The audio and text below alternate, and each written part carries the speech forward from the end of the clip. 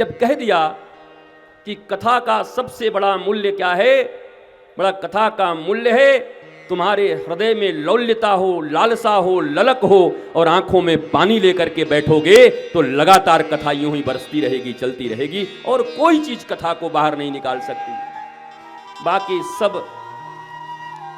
धंधे हैं साहब, धंधे हो जाएंगे, याद रख लेना।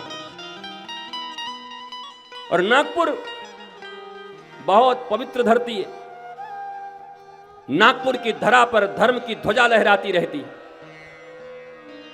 नागपुर की धरती पर सत्य, प्रेम, करुणा और सहज धर्म का प्रचार होता है और हमें भी जरूरत है ऐसे ही धर्म की। धर्म का अर्थ होता है धारयति इति धर्म, सत्य धारण करने की क्षमता जिसमें हो उसी को धर्म कहते हैं। श्रद्धालु किसको कहते हैं? सत्य सत्य सत्य सत्य सत्य जो धारण कर सकता अपने हृदय में उसको श्रद्धालु कहते हैं। अब ऐसे मत समझ लेना कि श्रद्धालु का मतलब यह है कि पगड़ी बांध करके आ गए, लाल पीला जय माता दी लिख लिया तो तुम श्रद्धालु हो गए। हम नहीं मानते। अभी 7 दिनों में तो आपके साथ बहुत भिड़ंत होगी। अभी तो शुरुआत है साहब।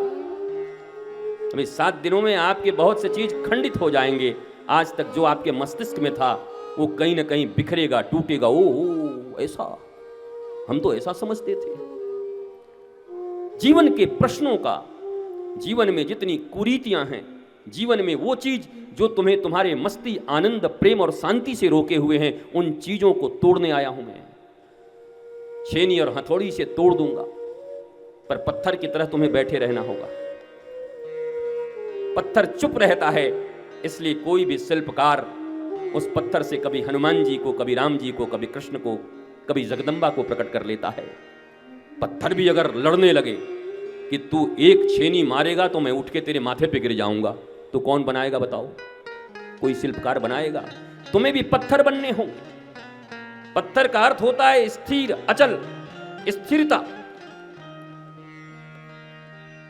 सुनोगे भागवत की कथा में कहते हैं परीक्षित को सुखदेव जी, एक कथा सुनना है? बोला हाँ।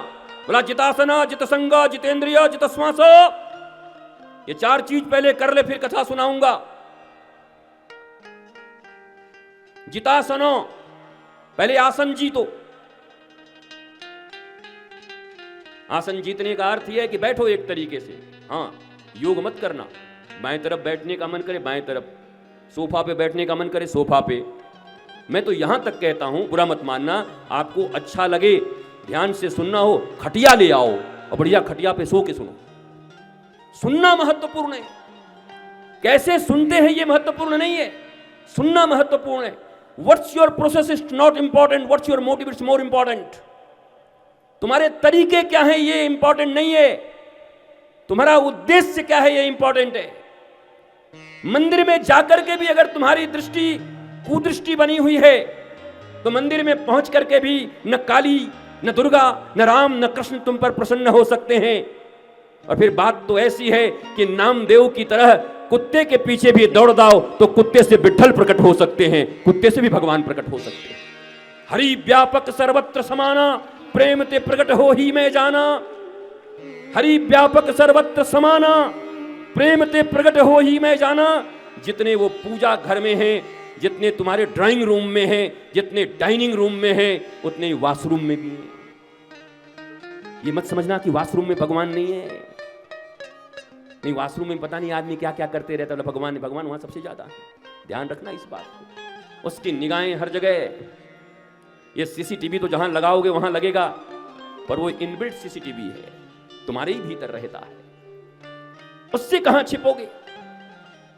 भारतवर्ष की दुर्गति तब से हुई जब भारतवर्ष मनुष्यों से डरने लगा और भगवान को ठगने लगा। भारतवर्ष की प्राचीन परंपरा थी, ये भगवान से प्रेम करते थे, भगवान से भय रखते थे और मनुष्यों से निर्भीक रहते थे। आज का आदमी आदमी से डर रहा है, वो न जान जाए, वो न देख ले मैं कैसा हूं, कहीं उसको न पता चल जाए मैंने क्या लिखा है, कहीं वो समझ न जाए मैंने क्या खाया है। आदमी छुपाने में लगा हुआ है, डरा हुआ है।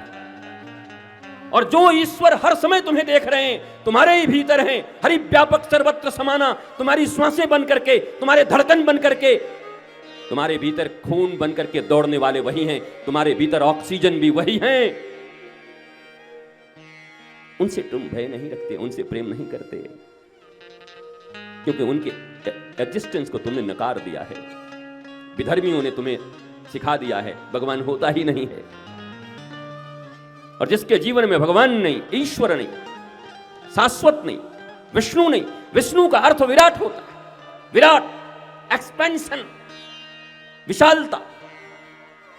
जो जितना विराट है वो उतना भगवान के करीब है। जिसके हृदय जितने खुले हुए हैं, जिसके मन में संकुचन नहीं है, जो मैं मेरा तू तेरा में अटका हुआ नहीं है, जिसके मन में ईर्ष्या नहीं है, जो भेदभाव से ऊपर है, भगवान उसके लिए सहज उपलब्ध हैं। पर जिसकी जिंदगी मैं मेरा तू तेरा, भेदभाव, ऊंच नीच, इससे छुपाओ उसको हटाओ, इसका लूटो उसका खाओ, काम क्रोध मद मोह लोभ मात्सर्य, ये 6 के 6 कॉम्प्लेक्स हैं। इसमें से एक मास्टर कॉम्प्लेक्स होता है हर आदमी के अंदर में। किसी में काम ज्यादा होता है, किसी में क्रोध ज्यादा होता है, किसी में लोभ ज्यादा होता है, किसी में मोह ज्यादा होता है, किसी में अहंकार ज्यादा होता है, किसी में मात्सर्य ज्यादा होता है, ईर्ष्या ज्यादा होती है। सबके ड्राइवर अलग अलग हैं। कोई आदमी कहता है ये आदमी क्रोधी हैं पर लोभ नहीं रखते, ये आदमी बोला ये आदमी है तो बड़ा मीठा, हाँ लेकिन एक नंबर का लोभी है। हाँ, इतना मीठा बोलता है मत पूछो, लगता है चीनी गिर जाएगा जब बोलता है तो, पर पक्का लोभी।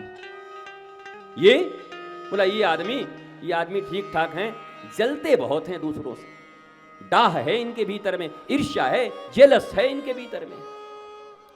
और याद रखना, हनुमान जी की यात्रा को याद करना, सुंदर कांड में हनुमान जी जब जा रहे हैं तो हनुमान जी ने एक को मार दिया, उसका नाम था सिंहिका, जो समुद्र में रहती थी, परछाई पकड़ के गिराती थी और खाती थी। समुद्र में रहती थी लेकिन समुद्र के जलचरों को नहीं खाती थी, आसमान में जो उड़ता हुआ जाता था उसके परछाई को पकड़ के गिराती और खा जाती थी। रामचरितमानस में और वाल्मीकि रामायण में इसको ईर्ष्या कहा गया है, जो दूसरों की ऊंचाई को देख करके उनकी छाया को पकड़ के गिरा करके उनको मिटाना चाहते हैं, उनको सिंहिका कहते हैं। इसलिए हनुमान जी ने कहा कि अगर लंका तक पहुंचना हो और सीता रूपी शांति और भक्ति की खोज करनी हो तो बाकी तो सब चलेगा, लेकिन ईर्ष्या को मारना पड़ेगा। ईर्ष्या जब तक जीवन में होगा तब तक सीता मिलने वाली नहीं।